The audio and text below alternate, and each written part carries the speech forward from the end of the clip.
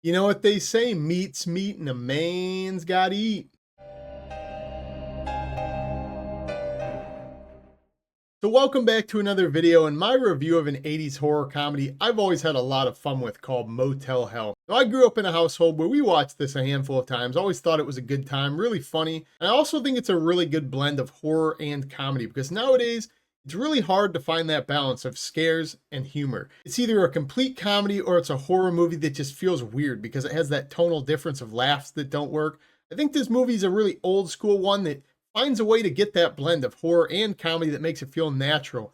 So if you've seen the movie already, comment down below, let me know. Let me know your thoughts on anything I have to say. If you haven't joined me already, feel free to subscribe. Love to have you. But these are my thoughts on a movie I think is really overlooked called Motel Hell. So if you've never heard of it, what this film's about basically is it follows these two farmers, Farmer Vincent and his sister Ida, and what they're doing is kidnapping the locals, grinding them up into their world-renowned meats, and selling them off at their hotel they run. And I know that premise sounds completely absurd or maybe eerie or disgusting or whatever, but trust me, this is one of those films that finds a way to strike horror and comedy where the entire thing is done in such a lighthearted mood. In fact, I would say it's more comedic than it is scary. So if you like horror comedies, you've never seen or heard of this one, I recommend you check it out because I think it's a hell of a lot of fun. So the film starts off with Farmer Vincent out scouring during the night for a couple to turn into meat. He has that like bed of nails or whatever they call it that cops use to blow out the tires during car chases. They get in a car crash, they get hurt. He walks up to them, basically puts them unconscious with gas. He's already decided he's grinding up the boyfriend. That guy's cooked. Then you have the girl though, and he looks at her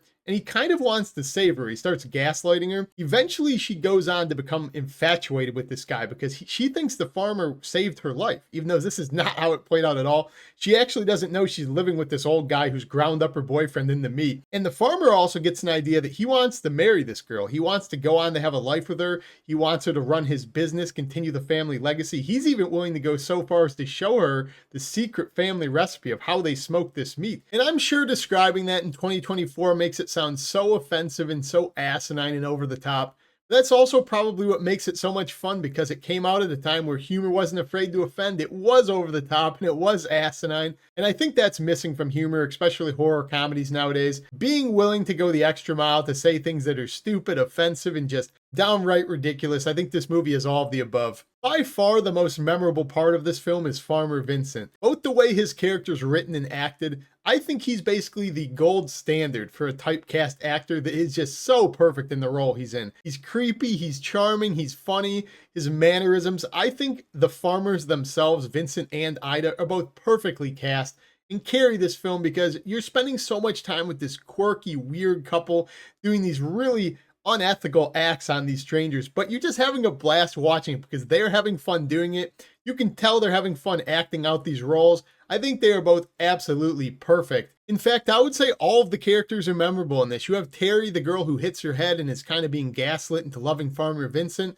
Again, it reminds me of the movie Overboard with Kurt Russell, another movie that would never be made nowadays. And you have the brother of the farmer, Bruce, who's playing the sheriff. He kind of is just a numbskull and he's kind of, again, it's the 80s, so it's hard to describe, but he's this over-the-top, flirty. He wants Terry to love him. He doesn't understand why she's with Vincent.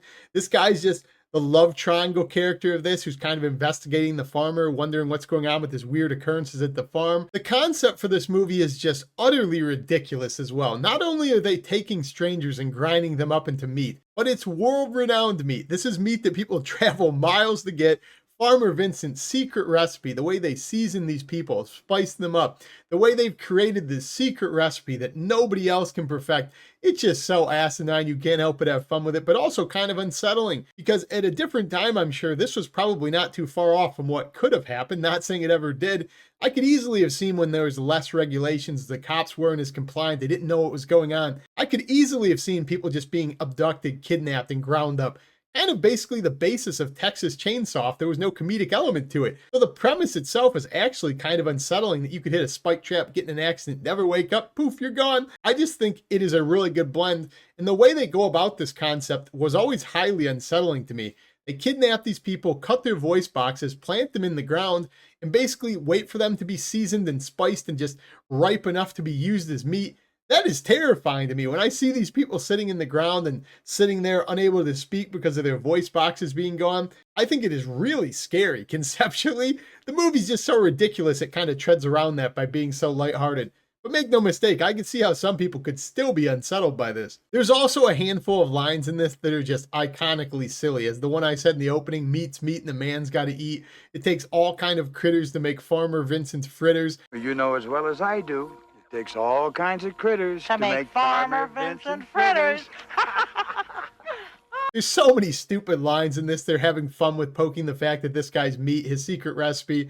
I don't know. I think it's very comedic. If I had to describe this film, I would describe it as a mix of Psycho, the original Texas Chainsaw Massacre, Overboard, then throw in a ton of comedy mix, because you have some gory elements, slasher elements, you have that really weird thing I said of them being planted up to the neck, a ton of funny catchphrases. You have some iconic scenes where you have a guy in a pig mask running around with a chainsaw. So there's a lot of stuff here that could probably unsettle some people if you're light into horror. But getting back to what I said about it being a good blend of a disturbing film and a comedy, I really can't think of another film that is exactly like this, because I've seen a lot of horror comedies. I really like that subgenre if it's done well. This is probably the most well-balanced version of a horror comedy film I can recall seeing that actually manages to get to that disturbing territory while also completely maintaining its lighthearted fun tone. A lot of the films I liked that are some of my favorite horror comedies, like The Lost Boys, Abigail of recently, some of these other ones, they never manage to get to the point where you ever feel like they're fully committed to horror.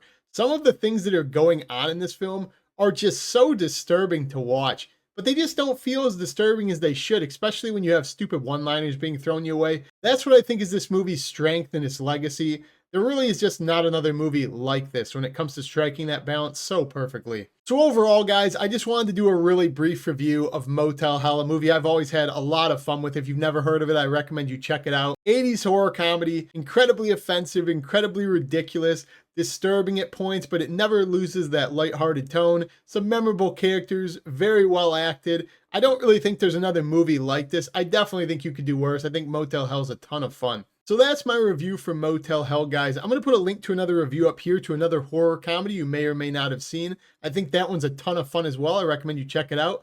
But that's all I got in this video. I'll see you guys in the next one. Peace!